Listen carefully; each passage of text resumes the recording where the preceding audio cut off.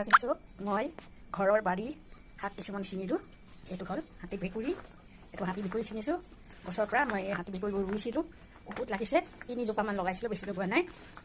বেছি ঝপঝপীয়া হ'লে গুটি নধৰে, সেইটো কিছুমান গছ কাটি দিলোঁ। আৰু ইয়াত ঘৰত বিলাহী লাগিছে, আজি বহুত ছিঙিছিলোঁ মই বিলাহী ছিঙিছোঁ।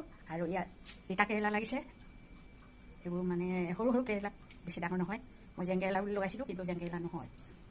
তাৰপিছত এই গুটিবোৰ মই ভালকৈ ছিঙিছিলোঁ থালিকৈ, আৰু সেই থালিৰ পৰা এতিয়া মই গুটিবোৰ উলিয়াইছোঁ, সৰু সৰুকৈ ঠাইবোৰ কাটিছোঁ। আৰু ইয়াত ঘৰত লগাই থোৱা মচন্দৰী, এইটো হ'ল মচন্দৰী পাত, এইটো মই ছিঙিছিলোঁ খাবৰ কাৰণে, মাছৰ লগত খুব টেষ্টি খাবলৈ এই মচন্দৰী পাতটো।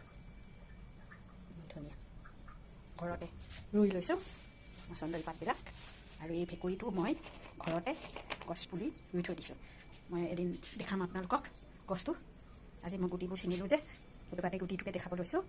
এইটো বিলাহী আৰু এইটো কেৰেলা কিছুমান এনে টুকুৰা টুকুৰা, আৰু কিছুমান এইটো দেখিছে এনেকৈ দীঘলীয়া লাগিছে। আৰু এটা আছে অকণমানি, এইটো একেবাৰে অকণমানিটো, এইটো খাবলৈ বেছি তিতা নহয়।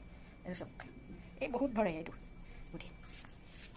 আৰু এইটো ভেকুৰী, আমি হাতী ভেকুৰী বুলি কওঁ, সৰু সৰু গুটিটো, কিন্তু বেমাৰ চেমাৰ নহয় বুলি কয় খালে মানে।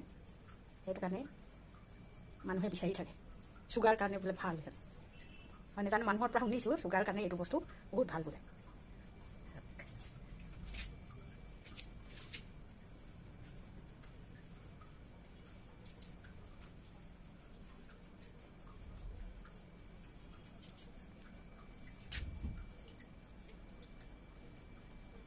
সৰু সৰু বিলাহী মই হেদালিত দি দিছোঁ। এতিয়া গছবোৰ হেদালিত লাগিছে, কিন্তু মাটিৰ তলত দিলে খাৰ উঠে গছটো, সেইটো কাৰণে মাটিত বেছি দিব নালাগে, যিমান পাৰি সিমান হেদালিত দিব লাগে।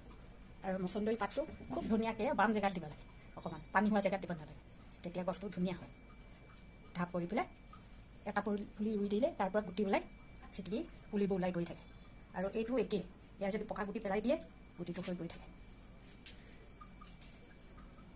আপোনালোকে চাব, কিন্তু শ্বেয়াৰ কৰিব আৰু ছাবস্ক্ৰাইব কৰিবলৈ নাপাহৰিব, মই সকলোকে কৈছোঁ।